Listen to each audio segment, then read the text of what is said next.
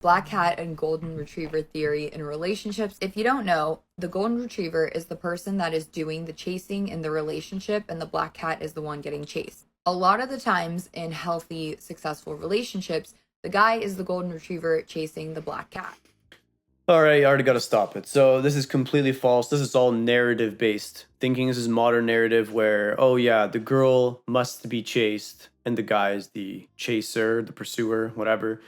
This is completely false, right? The whole idea, and I always talk about this, the dominance has to be in the hands of the guy every single time. The only relationships that work long term are the ones where the guy is the leader and the girl is the follower, right? This is always the way it's been. Now, there are some circumstances where people might argue, oh, but I know somebody and this is not how it is. Like the wife, makes all the decisions. She tolerates that state of mind. So she tolerates a guy. Now, sometimes a girl will tolerate a guy for a lifetime. It doesn't mean that's her ideal state, right? Because now you're fighting against the instinct, so what the internal woman wants and what the logical woman will say wants. And these two parts of her mind are always competing for each other, especially in a modern context, because everybody is teaching this idea that a woman is the one that needs to dominate the relationship. And this just isn't true, and it's never been true. Historically, definitely hasn't been true. And you have all kinds of cases, women coming out saying, I don't like this guy because something about him. He's nice and he's great and he's super nice to me, but there's just something missing, and that's that missing component. It's because women like this are coming out and just offering blatantly misleading advice. I'm not saying it's her fault. She's just one of a million. So, anyway, Yeah, the women that are the black cats in relationships that are the ones getting chased tend to have more successful and happier relationships when the guy is the golden retriever. And I can tell you from firsthand experience, when I've been the golden retriever, it doesn't work out. yeah, because you're masculine. That's why it doesn't work out. Because you played the character for a while and then you just need to dominate, right? Or the guy is weak, one or the other. And it's always one of the two every time. So, congratulations. You've bought in to the mainstream narrative, obviously. And now you're internally conflicted forever, right? And that's something you're going to have to deal with because you'll be unhappy either way.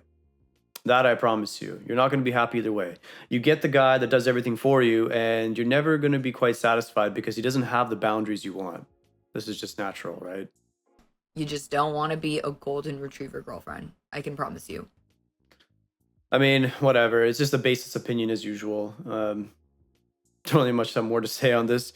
It's sort of the classic narrative. A lot of this girl's videos are around the same topic, right? Teaching girls that you want to dominate, you want to dominate, you want to dominate. And I mean, from the perspective of a woman, if you're attractive, pretty good life for them, right? Because they get to always have the last laugh in this sort of scenario up until a certain point.